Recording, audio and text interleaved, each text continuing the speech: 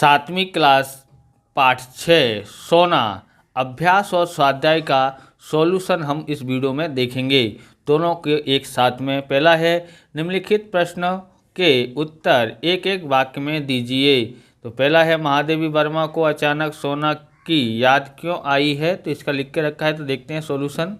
तो यहाँ लिखा है उत्तर है महादेवी वर्मा के परिचित स्वर्गीय डॉक्टर धीरेन्द्र नाथ बसु की पौत्री ने उन्हें पत्र लिखा था जिसमें हिरण पालने का अनुरोध किया था। पत्र को पढ़ते ही महादेवी वर्मा को अचानक सोना की याद आ गई। आप इस प्रकार के वीडियो देखना चाहते हैं तो डिस्क्रिप्शन में आपको मिल जाएगा। आपको एसएस का मिल जाएगा, संस्कृत का मिल जाएगा और हिंदी का सॉल्यूशन आपको मिल जाएगा, वहाँ से आप देख सकते हो। चैनल पर नए हैं तो चैनल को सब्सक्राइब करना, क्योंकि हम इस प्रकार के वीडियो आपके लिए बनाते रहते हैं। चलिए आगे और देखते हैं। अगला प्रश्न है, दूसरा प्रश्न देखते हैं।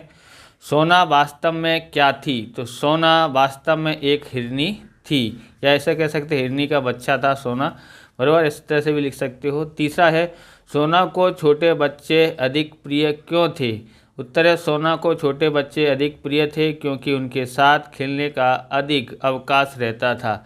मतलब अवकाश रहता था, इसका मतलब है कि ज़्यादा समय रहता था बच्चों के साथ खेलने का, इसके लिए। चौथा देखते हैं लेखिका ने कौन कौन से पशु पाल रखे थे? उत्तर है लेखिका ने हिरन, बिल्ली, कुत्ता, कुतिया वगैरह पशु पाल रखे थे। अगला देखते हैं, पांचवा है हमारे पास। ओके, फ्लोरा किसे देखकर रुष्ट हो गई? उत्तर है फ्लोरा को, सोना को देखकर फ्लोरा रुष्ट हो गई। तो फ्लोरा यानी एक बिल्ली का नाम है, वो किसको देखकर रुष्ट हो गई थी? तो फ्लोरा जो है यानी बिल्ली सोना यानी कि हिरन के बच्चा को देख करके रुष्ट हो गई थी। ओके, अगला देखते हैं। सोना अपना स्नेह प्रदर्शन किस प्रकार करती थी? उत्तर है सोना स्नेह प्रदर्शन कई प्रकार से करती थी।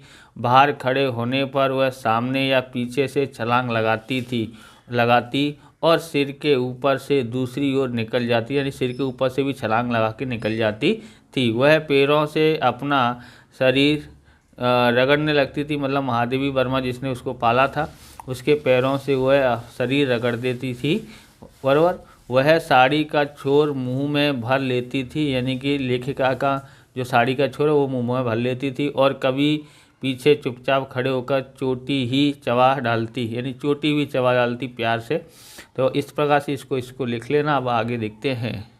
अब स्वाध्याय का सॉल्यूशन देखते हैं। प्रश्न नंबर 1 है निम्नलिखित प्रश्नों के उत्तर दीजिए। पहला है यात्रा से लौटने पर पालित जीव जंतुओं ने लेखिका का स्वागत किस प्रकार किया?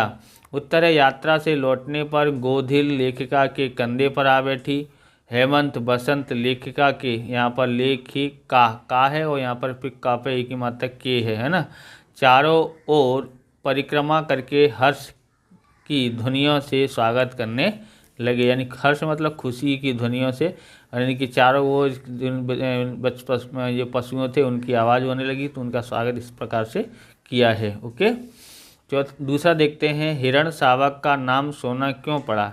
तो उत्तर है स्निग्ध सुनहले रंग के कारण हिरण शावक का नाम सोना पड़ा। ओके, यानी उसका रंग जो था ना सुनहरा रंग था, सुनहरा रंग होने के कारण उसका नाम क्या पड़ गया? सोना पड़ गया। ओके, अगला देखते हैं। तीसरा प्रश्न है, बहुत बड़ा है, आपको जितना लिख सकते हो उतना लिखना।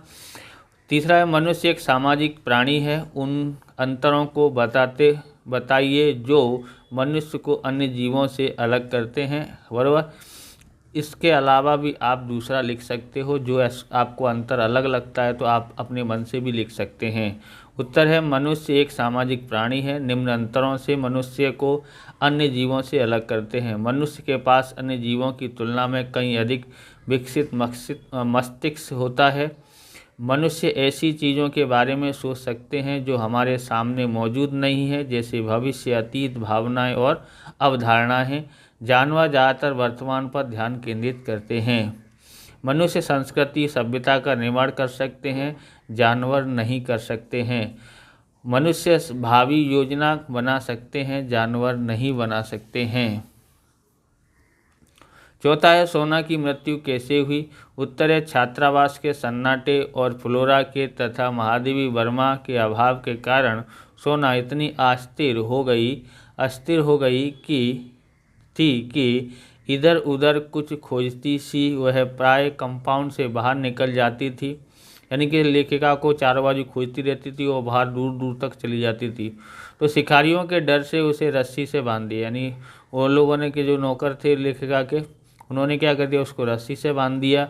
रस्सी के बंधन की सीमा भूलकर वह बहुत ऊंचाई तक उछली और रस्सी के कारण मुख के बल धरती पर आ गिरी, जिससे उसकी मृत्यु हो गई। मतलब वो भूल गई, एक दिन ज़्यादा उत्साह में आ गई और भूल गई थी कि उसके गले में रस्सी बंधी हुई है। वो काफ़ी ऊंचाई तक उछली तो उछलने के बाद क्या हुआ, वो रस्सी बंधी थी तो रस्सी से वो गिरी तो रस्सी गले में फंस गई और मतलब गांठ लग गई बरोबर, तो उसका गला दब गया और दब के वो मर गई बरोबर।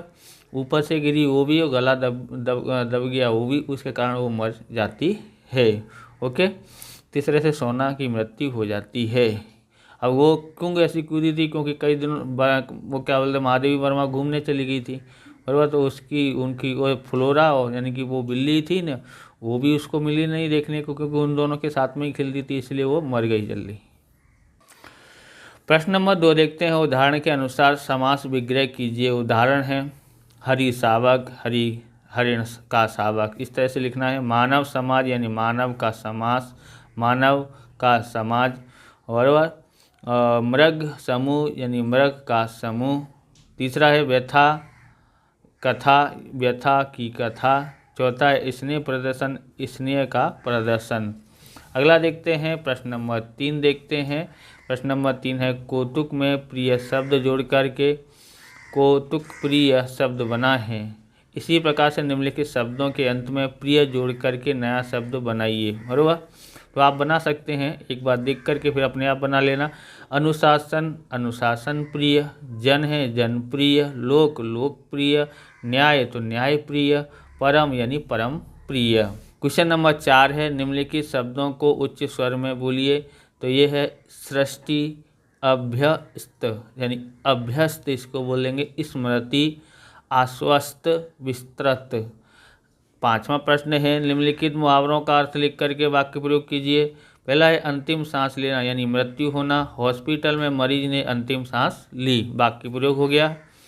दूसरा है परिक्रमा करना यानी भ्रमण करना, गोल घूमना, वाक्य प्रयोग है हम सब मंदिर की परिक्रमा करते हैं।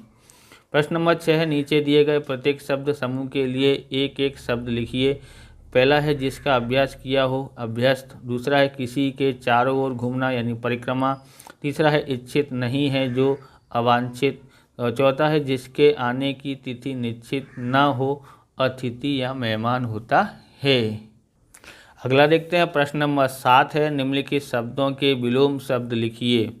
तो पहला है परिचित यानी अपरिचित। दूसरा सन्नाटा, शोरगुल। तीसरा है विस्तृत यानी संकुचित। चौथा है स्थिर यानी अस्थिर। 5वां है हर्ष तो विषाद। और छठा है हंसी तो रुदन। इसके बीच में आप इस तरह का निशान लगाना हो तो इस तरह का निशान लगा सकते हैं, और नहीं लगाना हो तो कोई बात नहीं। ओके, ऐसे भी लिखना हो तो ऐसे भी। वैसे विलोम शब्द के बीच में ऐसा लगा हो तो अलग से दिखता है, इसलिए ये आपको इसके बीच में ऐसा निशान लगा लेना है। 8वां प्रश्न देखते हैं निम्नलिखित शब्दों के पर्यायवाची शब्द लिखिए। हिरण का होता है मृग, पक्षी का खग, गंगा का भागीरथी, आँख का नयन या नेत्र या नयन, पशु का होता है मवेशी और वन का होता है जंगल। प्रश्न नंबर 9 देखते हैं ग्रीष्म अवकाश।